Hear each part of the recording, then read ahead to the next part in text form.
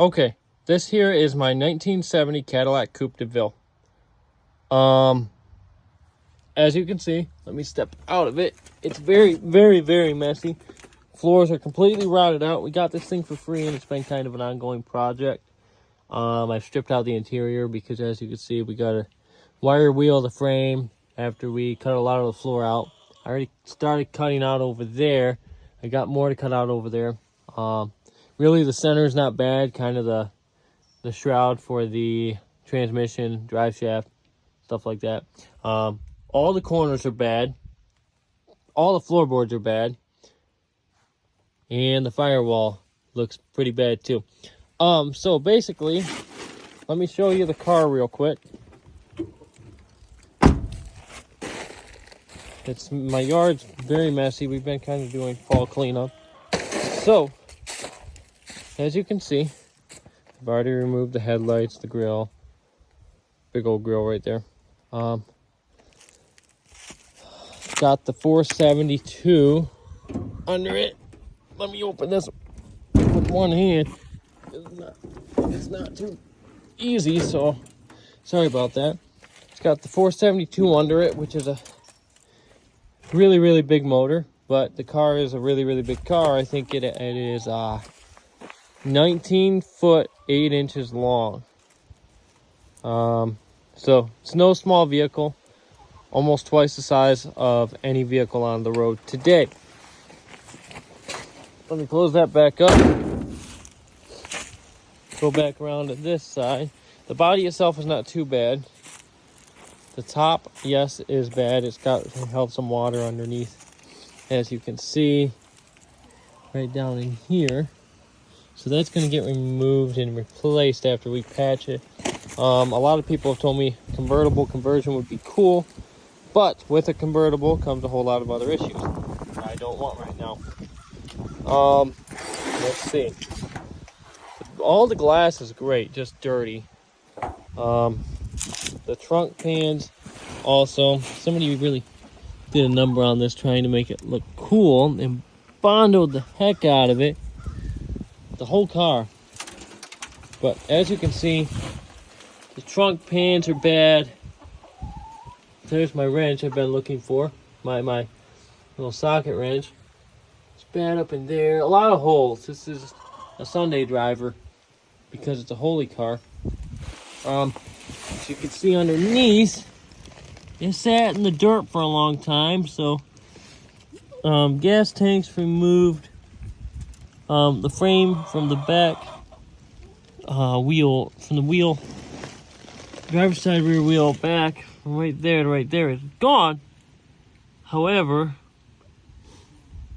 it would be easy to fix that because there's not a lot of weight in the back anyways. I mean, there is, but there isn't. As you can see, it's very crusty under here.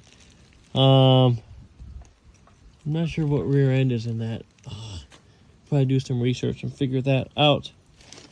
However, the tail lights right here, gotta love the 1970 tail lights. You can tell if it's a 1969 or a 1970 by the tail lights. They're very similar cars. Everything is basically identical, except for the back bumper is all chrome here, and the tail light is basically only this tall on a 1969. Whereas the 1970s got the full tail light all the way down. This thing hasn't been driven in about, I don't know, since 1994 is when it was last registered. The story behind this car is somebody had got it, parked it at a relative of ours' yard, and see all the watermarks there. And anyways, they had plans to do something with it, and they ended up dying, and then it sat for 15 years longer. I have new doors for it, but this is a why. For 15 years longer it sat after they died. 12 to 15 years, something like that. And it was never touched since it was parked. And the only reason it was touched before then was because it was towed from Detroit up here to northeastern Michigan. So the reason for this video is for the ignition cylinder removal.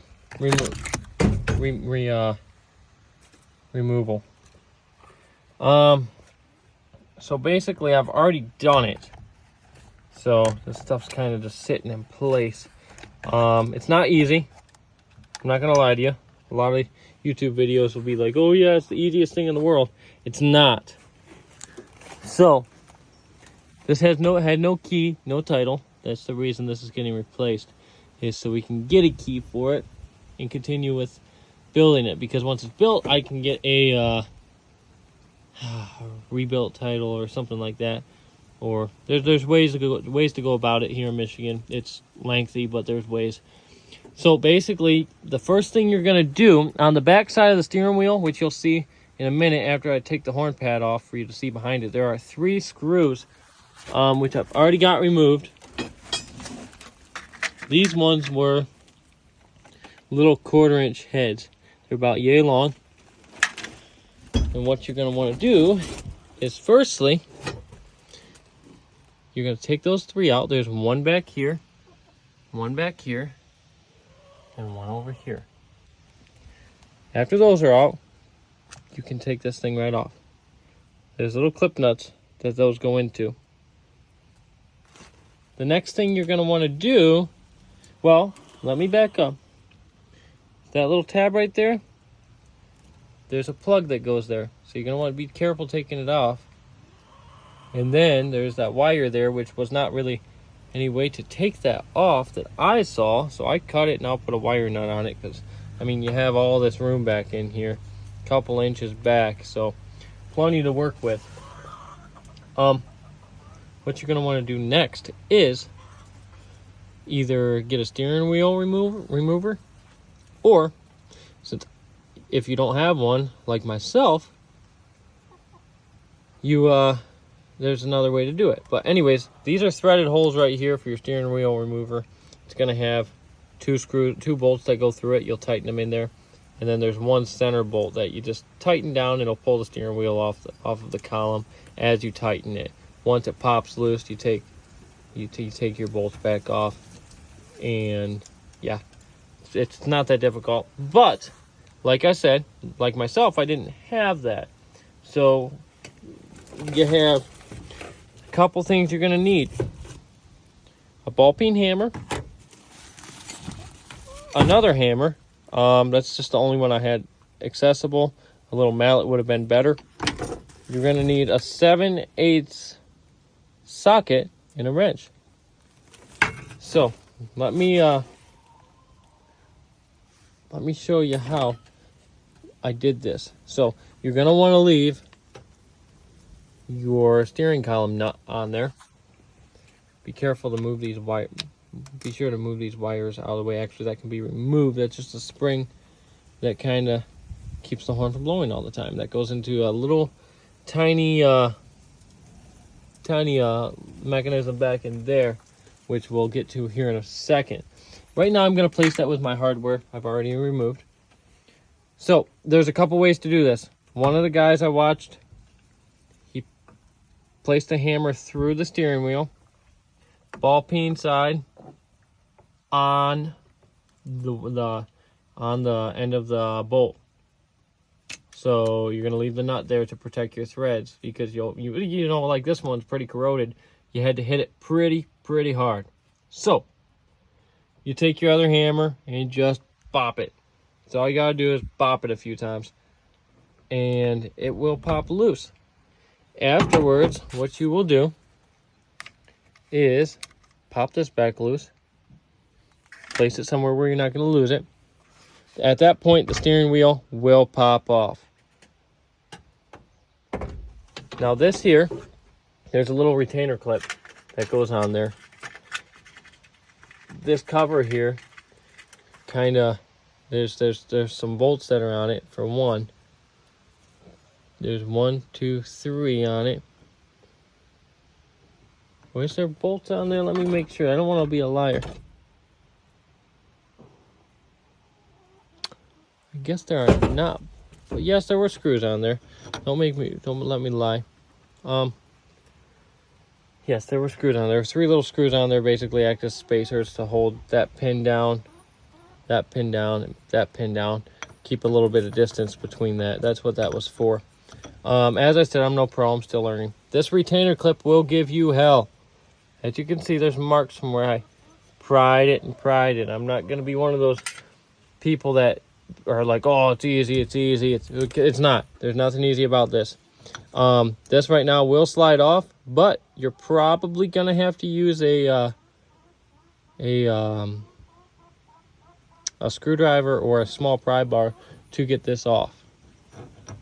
And it pops off, giving us access to all the parts we need. Now, this is what, let me pull the spring back out. This is what your little horn spring goes back into. Just sits there.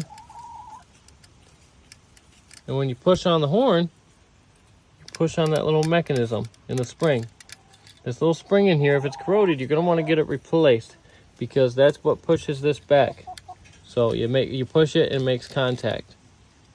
Push it, it makes contact. It bounces back with that spring. So this right here, it's just strictly for your horn. If you don't want your horn, I mean, you don't got to put that back in, but who doesn't want their horn? The next thing you're going to want to do, this is your turn indicator switch or mechanism. Some people call it a switch, some people call it a mechanism. I don't know, don't care.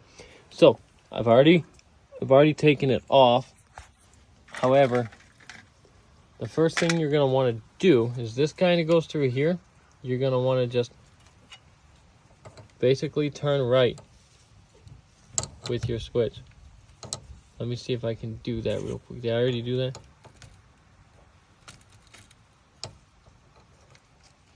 I think it's already done. 1